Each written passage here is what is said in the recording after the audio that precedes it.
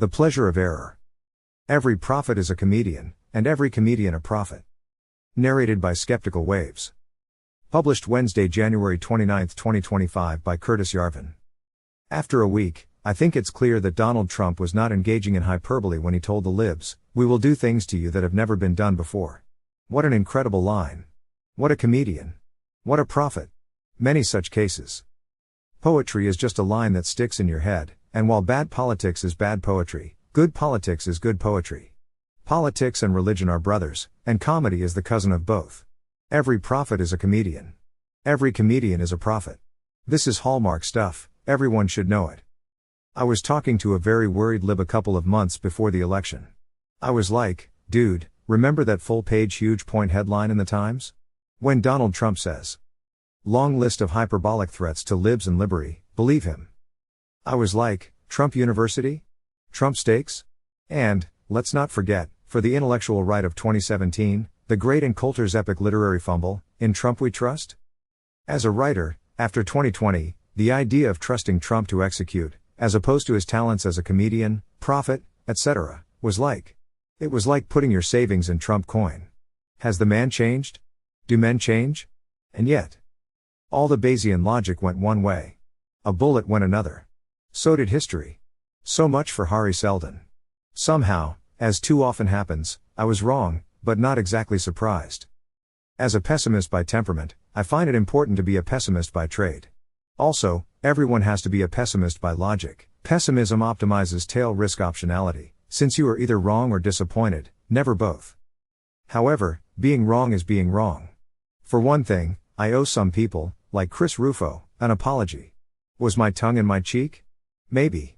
I am not sure if I bet him a bottle of scotch. But I owe him a bottle of scotch. For another thing, if I'm wrong, it means there's something wrong with my model. There isn't anything structurally wrong with my model, I don't think, it's just that I kind of underestimated one of the forces that's been operating in it. That force is the voltage differential of progressive ideology.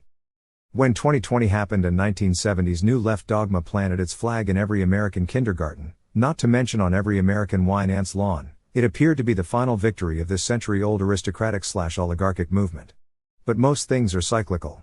Victory has a map of its own defeat, and defeat of its own victory. No one is telling me I was wrong about the 2020 election. The differential is the ideological difference between social classes. Luxury beliefs are indelible status markers. Once the luxury belief goes mainstream, the final station on Foucault's long march from the French literature department, it is useless as a marker. Unless something still more radical, voluntary human extinction, maybe, comes down this pipeline, after the victory of the marker, there is no marker at all.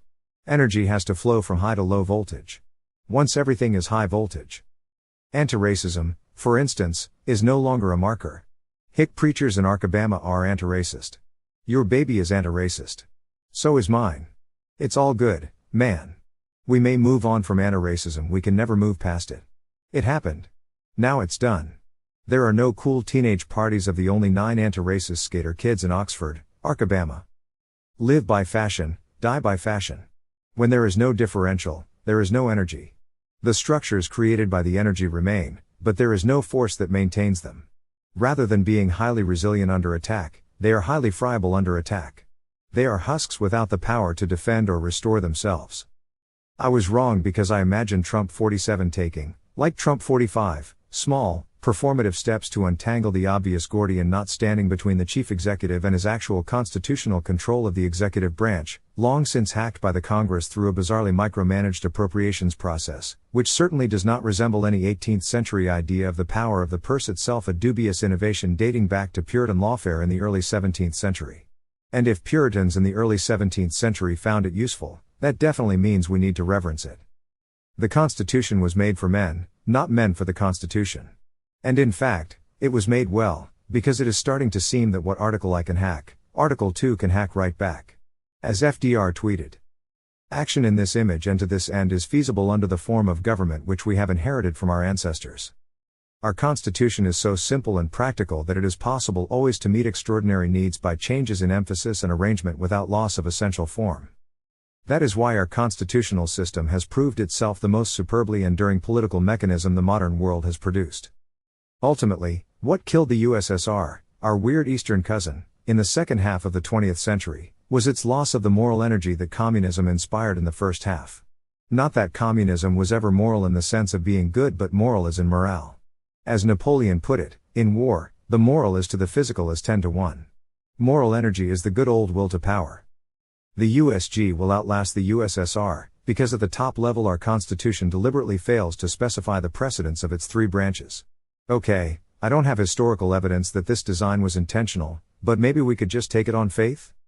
The effect of these unspecified political semantics, and even perhaps the purpose, is that of the dying Alexander's decision to hand down his empire to the strongest. Control peacefully oscillates between the branches with the strongest will to power. Therefore, the government stays strong and keeps the country healthy and great. Is this really that counterintuitive? Things are happening in Washington because the moral energy of the new executive branch is suddenly much greater than the moral energy of the administrative branch, and even the judicial branch. Once the vibe shift reaches a certain threshold frequency, I predict, even the supple swing justices will start vibrating to its tune. As for the legislative branch, it, A, is elected and, B, has a popularity rating of 13%, none of which is on TikTok.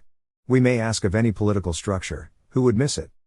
The Republicans of the second half of the 20th century acknowledged that FDR's regime, or the headless bureaucracy it became after FDR's death, the power of even Democratic presidents declined in the second half of the 20th century. No successor, even LBJ, had a fraction of FDR's discretion in guiding the state and the nation, had generally more morale than any president it could elect.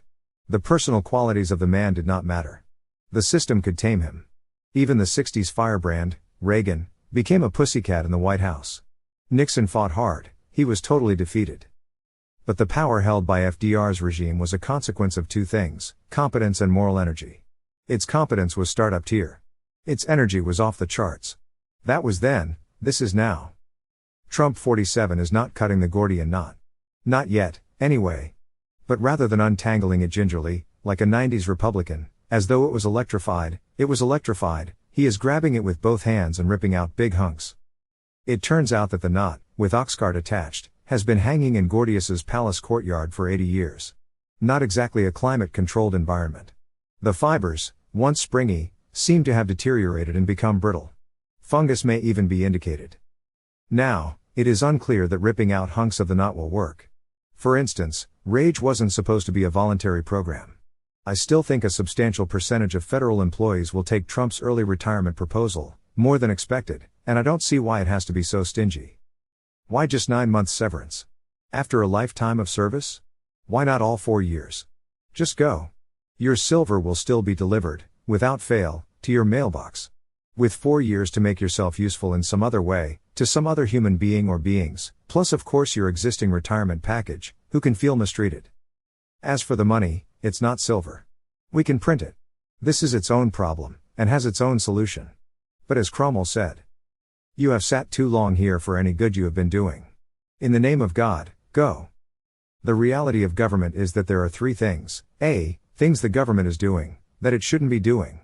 B, things the government isn't doing, but should be doing. And, C, things the government is doing, and should be doing.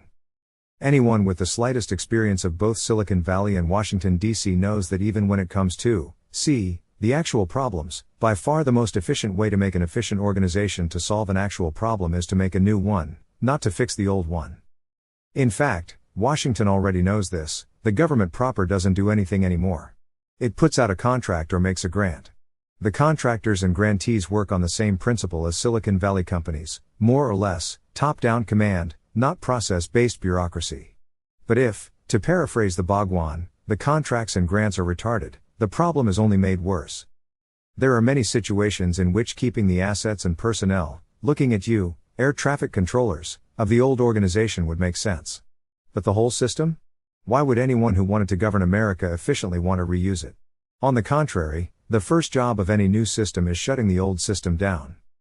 Another analogy, true top-down White House control of the executive branch is like a bicycle that's been sitting outside in the rain for 80 years. Previous Republican presidents, including Trump himself, had picked it up, posed with it, pretended to sit on it, actually sat on it, etc., but no one has actually tried to ride FDR's rusty old bicycle. What happens when you try? Do the pedals move? Does the chain break? The post? It's fascinating to see Trump, plus a small army of revved-up nerdy Zoomers, Try to actually ride the bike. For all the reasons I said, it works much better than I expected. But, couldn't we afford a new bike? Wouldn't it be worth it? For the paper route? What is the real story of the knot? Wikipedia is helpful. An oracle had declared that any man who could unravel its elaborate knots was destined to become ruler of all of Asia. Alexander the Great wanted to untie the knot but struggled to do so before reasoning that it would make no difference how the knot was loosed. Sources from antiquity disagree on his solution. In one version of the story, he drew his sword and sliced it in half with a single stroke. However, Plutarch and Arrian relate that, according to Aristobulus, Alexander pulled the linchpin from the pole to which the yoke was fastened, exposing the two ends of the cord and allowing him to untie the knot without having to cut through it. Some classical scholars regard this as more plausible than the popular account. So in real life, Alexander did not cut the knot. He hacked it. To hack our Gordian knot, it's important to observe that while our disastrous financial system, someone just noticed that if you could hold a McChicken sandwich without any asset depreciation, McChicken would have beaten the SPX over the last 5 years, itself needs comprehensive restructuring. It has a silver lining. The silver lining is that the Fed, an independent agency, lol, which in fact is part of the executive branch, can buy any assets it wants, including treasury bonds, gold, foreign currencies, beanie babies, fine art, wine, single malt scotch, and bonds or other obligations issued by a new agency set up to shut down the old administrative branch, and start up a new executive branch run on genuinely executive principles.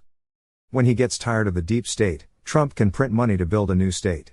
Legally, according to the Constitution. Of course, he still needs to win politically.